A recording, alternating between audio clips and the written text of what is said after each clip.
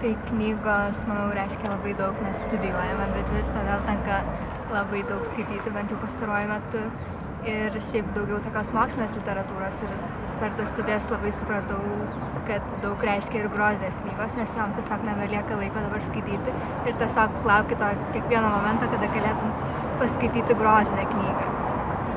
Dabar mažiau skaitau, kadangi su akimi yra truputį problemos.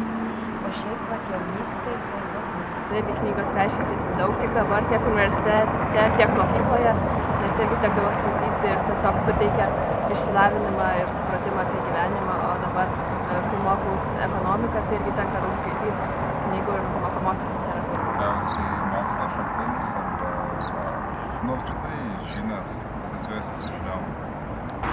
Šiuo metu tai nelabai.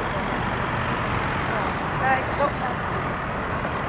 Aplamai skaitau daug, bet būtent iš savo profesinės pusės, tai psichologinės visokios knygos.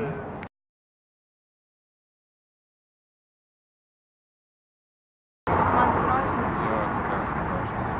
Romanas. grožinė, taip, bet nesaldžius romanas, ne. Akademinė rinkčiausi. Tai su grožinė.